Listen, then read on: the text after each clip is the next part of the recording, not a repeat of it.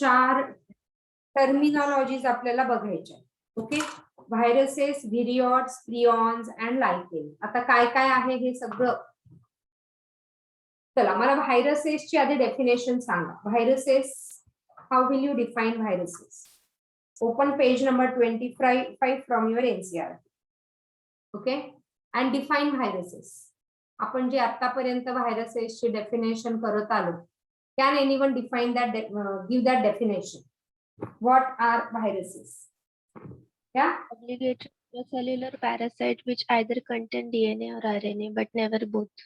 wonderful. Yamini, it is an obligatory intracellular parasite which either contain DNA or RNA. Viruses एक असा आहे ज्याच्यामध्ये एकतर DNA असेल किंवा or RNA असेल, दोन्ही त्याच्यामध्ये नसणारे. बाकी सगळ्यांमध्ये इन्क्लुडिंग बॅक्टेरिया, ओके, आणि सगळे सेल बाकीचे. व्हायरसेसच एक असा आहे की ज्याच्यामध्ये डीएनए किंवा आरएनए असतो. बाकी सगळ्यांमध्ये डीएनए अँड आरएनए दोन्ही असतात. त्याच्यामुळे व्हायरसेस मध्ये हे दोन्ही नसल्यामुळे तो इंडिपेंडंट राहू शकत नाही. So it is not independent. Okay, and so it is on the threshold. तो लिव्हिंग आहे किंवा नॉन लिव्हिंग पण आहे. त्याला लिव्हिंग होस्ट सेल मिळाला तर तो लिव्हिंग आहे, त्याला होस्ट सेल नाही मिळाला तर तो non living. So it is on the threshold of living and non living thing. Okay, so that is how you can define viruses. नसेल डेफिनेशन लिहिली तर लिहून टाका परत. What are viruses, right? So they are on the threshold of living and non living things are the viruses. Right? Daily definition. Okay, so viruses, they do not have any cellular structure. ठीक है, बघा. Viruses in the 5 kingdom classification, viruses do not have a place, and that is the drawback. You get question, what is the drawback of Whitaker किंवा Carl Woolf classification system, 5 kingdom or 6 kingdom system? Say that system do not have place for any of this. हे तर नंतरचे, पण it is not having the place for viruses. Okay, since they are acellular, they do not have any cellular structure. They are acellular. Okay, so viruses, they do not have any place, and so they are not truly living. They are on the boundary line of living or on the threshold of living and non-living things. Keep writing. Okay, so they are not truly living. Your NCERT is saying they are not truly living. It is on the threshold. They cannot live as the other organism because they every time require a living host cell, and that is the case we are saying they do not gather in this corona pandemic, because immediately they are getting a new host cell to multiply, and thus how the infection went on spreading. बरोबर आहे ना? हे आपण बऱ्याचदा बोलून झाले. Yeah, so viruses are non-cellular organisms and are characterized by having inert crystalline structure outside the living cell. त्याला living cell नाही मिळालं तर तो crystalline, it is of no use. So these are the few diagrams which are given in your NCERT. Okay, so see the diagram on page number 26. If you get question on this diagram, you should be able to know. So what is this A diagram? What is this A diagram? काय दिले तुमच्या NCERT ने?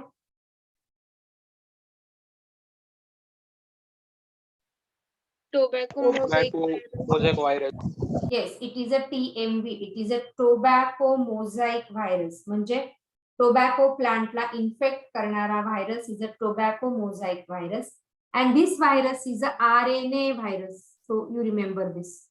Highlight that. This virus is a RNA virus.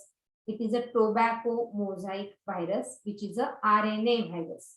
Okay, and this B is a Did this B? What is this B? Bacteriophage. It is a bacteriophage. Now, what is a bacteriophage? Viruses which is infecting to bacteria. This is virus which is infecting to bacteria is a bacteriophage. Remember that what are the bacteriophage? There you can write it down. Viruses which are infecting to bacteria. Imagine करा bacteria पण आपल्याला डोळ्यांनी दिसत नाही है ना, आपल्याला त्याला 100x मायक्रोस्कोप खाली म्हणजे 100 आणि IP चा 10 असा आपण त्याला 1000 टाइम मॅग्निफाय केलं की तो आपल्याला दिसतो डोळ्यांनी आणि त्या बॅक्टेरियाला इन्फेक्ट करणारा virus. So isn't it very surprising? So small bacteria, and that bacteria even the viruses are infected, and hence they are the bacteriophage. Remember, bacteriophage you can write in your NCERT or you can write in your notebook. Bacteriophages are always DNA virus. When I am saying this is RNA virus and this is DNA virus, do you understand what exactly I mean? कोण सांगेल what exactly I mean when I am saying it is a bacteriophage or it is a RNA virus, it is a DNA virus. म्हणजे काय म्हणायचंय मला, कोण म्हणेल, कोण सांगेल?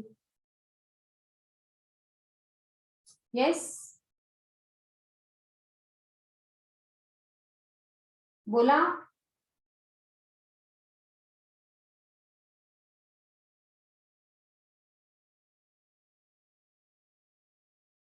बोला ना.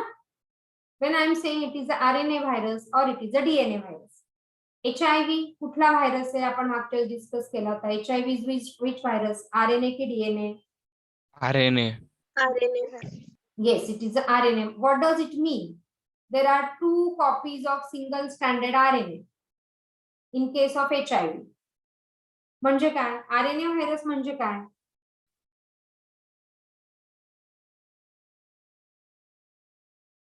किंवा DNA व्हायरस म्हणजे काय? So bacteriophages are always a DNA virus. Then you can differentiate कि हा RNA virus है, हा DNA virus है. HBV, the way I said, it is a DNA virus. Hepatitis B virus, DNA virus. Coronavirus, it is a RNA virus. Single stranded RNA virus is a coronavirus. म्हणजे काय? So we said they could either have DNA or RNA but never both. म्हणजे ह्याचा अर्थ काय? बऱ्याचदा explain करून झाला. बोला.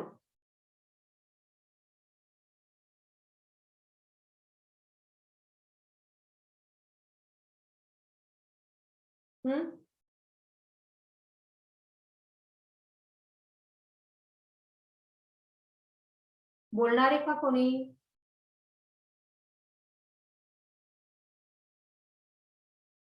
काय कळतंय तुम्हाला? When I am saying it is RNA virus or it is a DNA virus. म्हणजे काय कळतं तुम्हाला?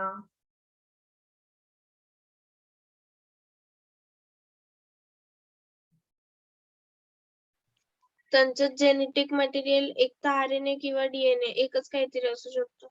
Exactly Ishwari, very much correct. त्यांचं आपलं जेनेटिक मटेरियल काय? आपण युकॅरियोटिक आहोत. आपला cell is a eukaryotic cell. आपलं जेनेटिक मटेरियल काय? What is our genetic material? DNA. Yes, आपलं genetic material is always DNA. Any eukaryotic cell, even bacterial cell, त्यांचं प्रोकॅरियोटिकचं पण genetic material is always DNA. मग आपल्याला आरएनए आहे का आपल्यामध्ये? Do we have RNA? Yes or no? Do we have RNA? Yes. Yes, we have RNA. मग आपल्याला आरएनए कशाला लागतो? Why do we require this RNA? Protein synthesis. Exactly, we require this RNA for protein synthesis. जसं आपल्यामध्ये म्हटलं ना, बरेच protein आपल्याला तयार करायला लागतात. हिमोग्लोबिन आहे, केरॅटिन आहे, अजून कुठला प्रोटीन आहे सांगा? Any other protein? कोलॅजन आहे, हो की नाही? येलो फायब्रस प्रोटीन आहे. असे बरेच प्रोटीन आपल्या बॉडीमध्ये जेव्हा तयार करतो तेव्हा ह्या आरएनएची गरज लागते. Hemoglobin. आणि ह्यांना हे फक्त ह्यांच्याकडे डीएनए किंवा आरएनए असेल म्हणून ते स्वतः प्रोटीन सिंथेसिस करू शकत नाही. बॅक्टेरियामध्ये पण डीएनए आणि आरएनए दोन्ही असल्यामुळे तो स्वतः प्रोटीन सिंथेसिस करतो आणि जिवंत राहतो. पण हे करू शकत नाही कारण एक तर ह्यांच्याकडे डीएनए म्हणजे ह्यांचं genetic material can be RNA और कॅन बी डीएनए. आपलं genetic material is always and always DNA, right? So that is the reason why they are living when they get a host cell and why they are non-living when they are outside the host cell body, right? चलो, so when they infect the host cell, आता virus मध्ये काय असतं बघा, simple structure जर व्हायरसचं सांगायचं झालं तर they have this genetic material. It can be single stranded DNA or double stranded DNA. Same, it can be single stranded RNA or double stranded RNA. ह्याच्यापैकी ह्या चारहींपैकी त्यांचं काहीतरी एक जेनेटिक मटेरियल असेल. So they have this genetic material and surrounding to that they have the protein coat. Right now, give the heading structure of virus. Structure of virus. So they have this DNA or RNA as a genetic material. It could be either single stranded or double stranded. Okay. And surrounding to that they have the protein coat. That protein coat is called as capsid. So हे जे आहे हे त्याचं protein coat आहे. You can draw this particular diagram. So this capsid and the single unit from this capsid is a capsomer. So capsomer is singular and capsid is a plural. So the protein coat of virus is called as, असा आपण question येतो. Protein coat of virus is called as capsid. एवढंच त्यांचं structure आहे. जसं आपण प्रोकॅरियोट मध्ये किती काही गोष्टी काढल्या नाही का, आरएनए काढला, मेसोझोम काढला, फ्लॅजेला काढला, सिलिया काढला, पिलाय काढला, युकॅरियोटिक सेल मध्ये आपण इतक्या साऱ्या गोष्टी काढल्या. तसं ह्यांच्यामध्ये अगदी सोपं त्यांचं स्ट्रक्चर आहे. So genetic material and surrounding to that the protein coat that is called as a capsid. Okay. आणि व्हायरसेस, द इन्फेक्शियस एजंट, याच्यामधलं इन्फेक्शियस कोण आहे? The infectious agent of this virus is a genetic material. याच्यावर नीट मध्ये question होता. So what is an infectious agent? Okay, a genetic material is infectious. If you come on page number 26,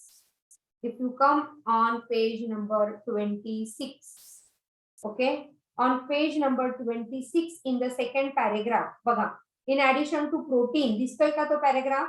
In addition to proteins, viruses also contain genetic material that could be either DNA or RNA. No virus contain both DNA and RNA that we have included in definition.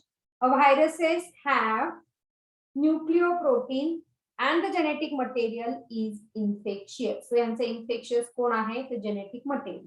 जेव्हा genetic material आतमध्ये जातं, host sale मध्ये जातं, तेव्हा that starts the infection or that initiates the infection.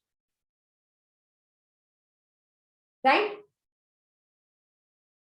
Yes? कळलं है? Yes or no?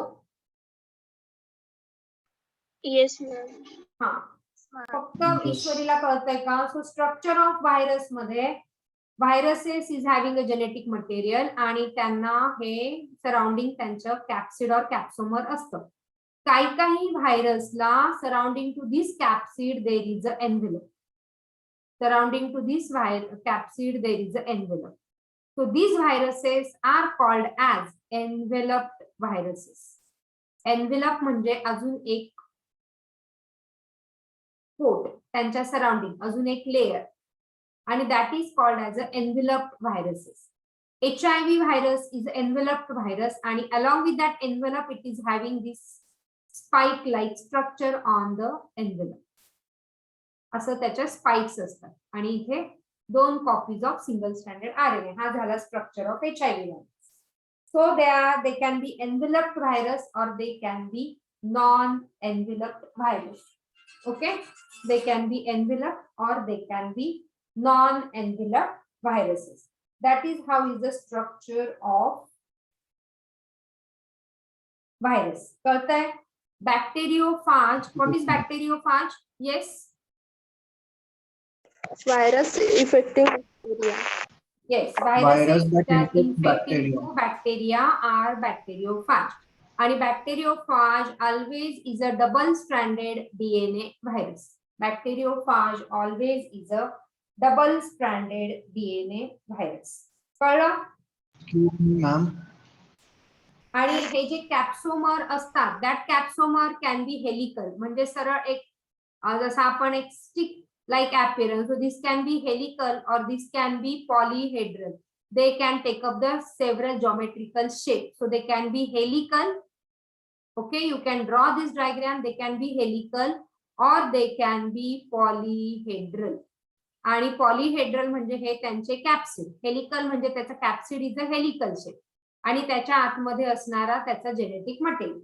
So they can be either helical or they can be polyhedral geometric form. So what are the forms? Helical or polyhedral, and surrounding to that some of the virus may contain envelope.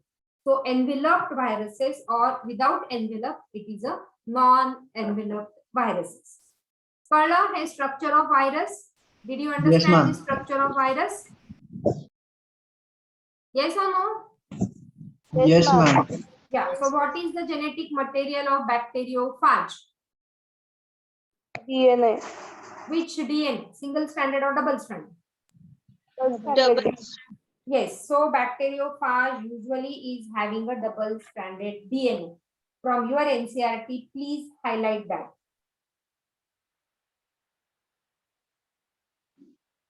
What is a capsid and what is a capsomer? कोण सांगेल? What is a capsid and what is a capsomer? Ma'am, can I? Mugdha, yes. Ma'am, capsid is a protein on the viruses. And capsomer is? Capsomer is a singular form of the capsid. Yeah, so singular or the unit of that capsid is a capsomer. Clear? Yes, Okay. ma'am. Yeah. So viral diseases दिलेत बघा. Virus cause disease like mumps, smallpox, herpes, influenza, HIV, which is causing AIDS in human. Okay, so all these are the virus. Along with that, HBV. Now you can add coronavirus and all. These are the few viral diseases. Clear? Yes, ma'am.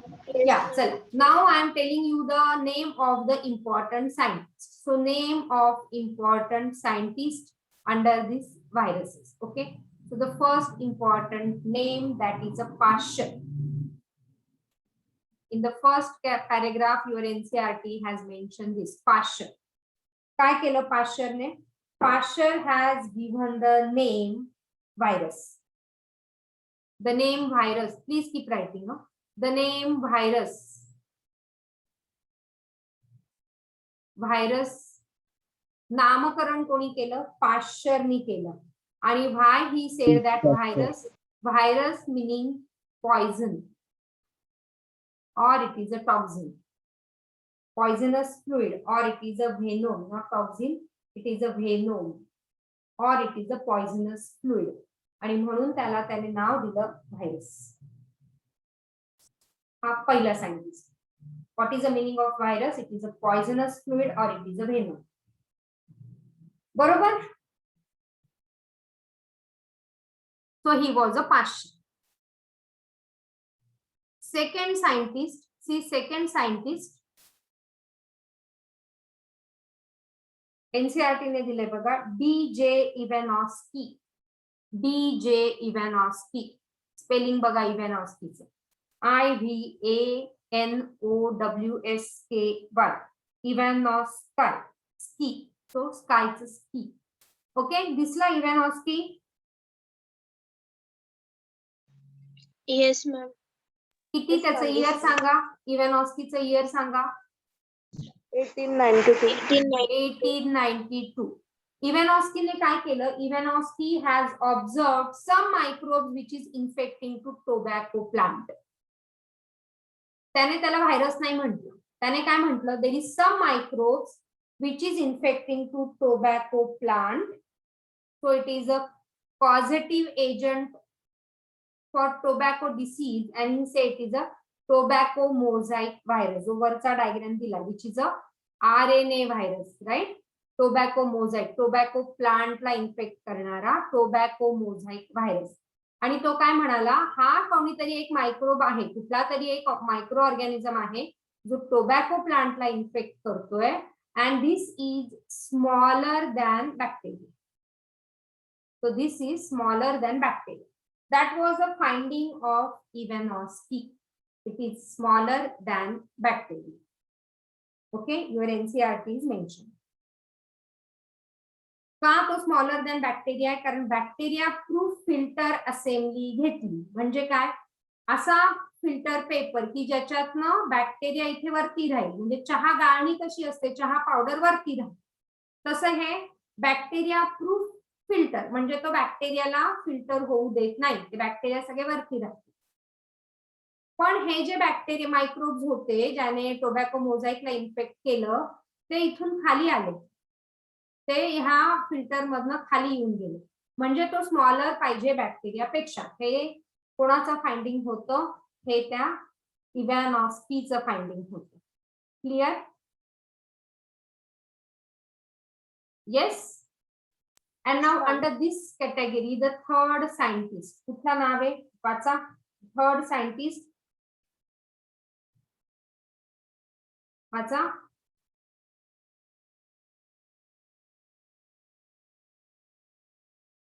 वाचता येत आहे? MW काय?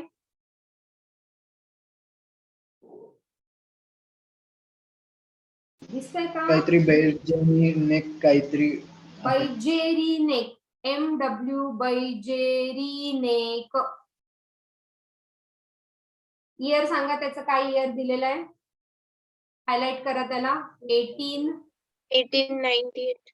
1898. त्याने काय केलं discovery? त्याने सांगितलं की त्याने एक आधी नाव दिलं, कंटॅजियम व्हिवम फ्लुइडम.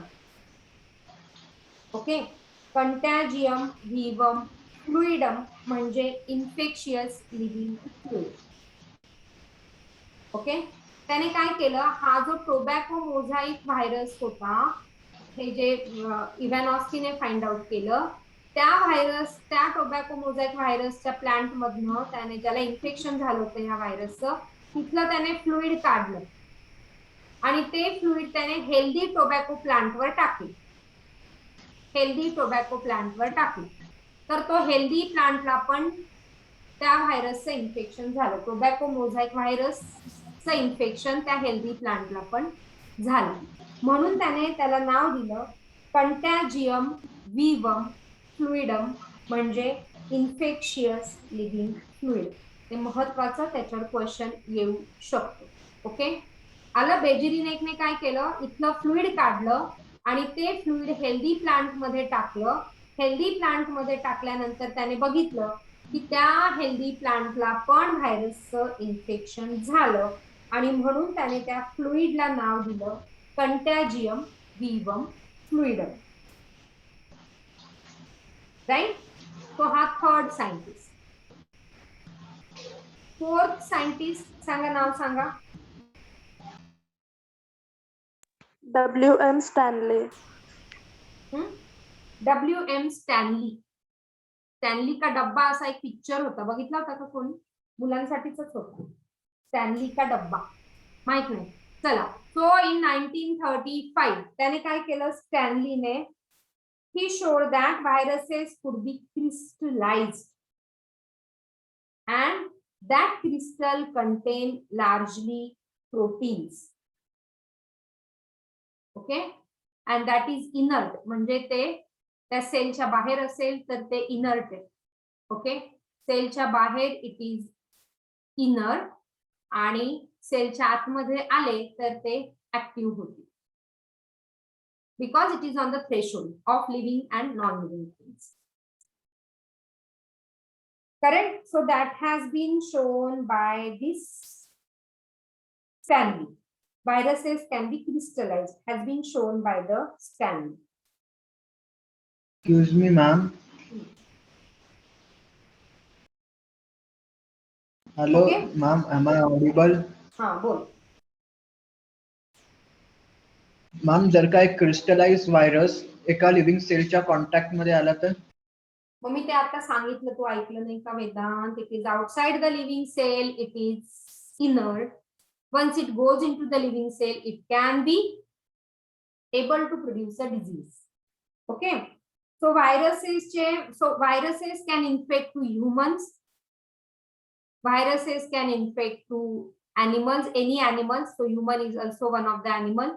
Okay. Viruses can infect to plant. Viruses can infect to bacteria.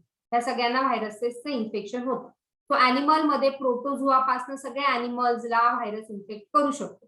So these are called as animal viruses. Even HIV is an animal virus. Viruses which are infecting to plant are plant viruses, like in case of tobacco mosaic virus. अजून leaf rolling तुमच्या पुस्तकात 26 page वर last few lines दिलाय बघा. In plant, the symptom can be mosaic formation, leaf rolling, curling, yellowing, and vein clearing, dwarfing, and stunted growth. These all are the symptoms in plant once the virus is infecting to plant. So they are species specific. म्हणजे प्लांटला infect करणारा virus ह्युमनला करणार नाही, किंवा animal स्पीसीजला एखादा virus infect करतोय, जसं corona virus. Basically it is a virus for bats, पण it is giving the infection to human. पण majorly the infection is in bats. So generally असं होत नाही. Rarely there are exceptions, are always there, but they are species specific. Okay. So tobacco mosaic virus is infecting to tobacco plant only and producing the mosaic disease. तसं मग generally leaf rolling, curling, yellowing, vein clearing, dwarfing, and stunted growth are the infection observed in plant. And bacteria मध्ये it is producing the infection, or the viruses which are producing infection in bacteria are called as a bacteriophages. So there are the viruses of T series. Gulshan Kumar's T series 9. The viruses which are infecting to bacteria generally are the viruses of T series. आणि त्याच्यावरनं पण बॅक्टेरियाचं identification होतं. So that is one of the important method in diagnostic microbiology. त्याला म्हणतात बॅक्टेरियोफाज typing. ते कुठला बॅक्टेरियोफाज आहे ह्याच्यावरनं कुठला बॅक्टेरिया असेल असं आयडेंटिफाय केलं जातं in diagnostic microbiology. So that is all about the viruses. Is it clear to you? So viruses आपण काय म्हटलं? Yeah.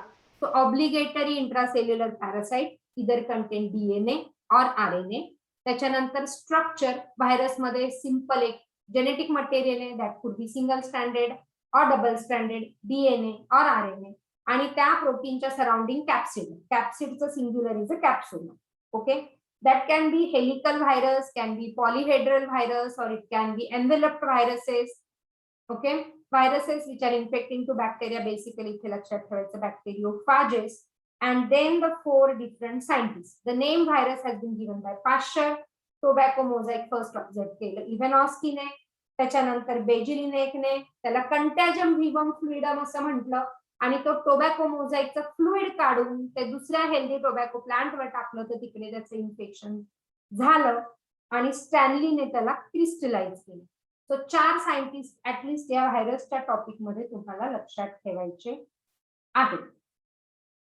Clear to you? Yes ma'am. Yes, ma'am. Okay. So this is a virus which is infecting to bacteria, आणि ह्याची सगळ्यात complicated structure आहे. हा एवढासा जीव आहे, तो बॅक्टेरिया एवढासा, आणि त्याला व्हायरस इन्फेक्ट करणारा अजून छोटासा. तुम्ही सेलचा टॉपिक जर ओपन केला, cell the unit of life. Okay. Open if you have NCERT with you, you can open the page number 128. तेव्हा पण आपण बघितलं होतं. बघा, ओपन करा. आहे सगळ्यांसमोर? Yes, ma'am. या. सो युकॅरियोटिक सेलची साईज बघा 10 to 20 micrometre. Typical bacterial size बघा 1 to 2 मायक्रोमीटर. आणि त्यावेळेस पण तुम्हाला सांगितलं होतं हे इम्पॉर्टंट आहे, ह्या सायझेसवर पण क्वेश्चन येतात. सगळ्यात छोटासा जो बॅक्टेरिया आहे तो कोण आहे? PPLO 0.1 micrometre. काय पीपीएलओ चा full form? What is a full form for PPLO? बरोबर आहे Yamini, it is a pleuropneumonia like organism. किंवा आपण ह्याला काय म्हणतोय आता? पीपीएलओ ला आपण काय म्हणतोय? पीपीएलओ और it is what? Mycoplasma. Yes, very good Yamini. PPLO और इट इज अ मायकोप्लाझ्मा. काय स्पेसिफिक कॅटेगरी कॅरेक्टरिस्टिक आहे ह्याची? Cell wall-less bacteria. Yes, it is cell wall-less bacteria. Very good. Good going, Yamini. So mycoplasma is a cell wall-less bacteria. ह्याची size बघा 0.1 micrometre दिलेली आहे ना? दिसते का? आणि त्याच्याही पेक्षा छोटा. इट इज 0.02 2.2 मायक्रोमीटर कोण आहे? व्हायरस. व्हायरसेस. म्हणजे किती नॅनोमीटर आहे? आपण त्याला नॅनोमीटर मध्ये कन्वर्ट केलं होतं. किती नॅनोमीटर आहे? 20 to 200 नॅनोमीटर. 1 मायक्रोमीटर इज किती मिलीमीटर?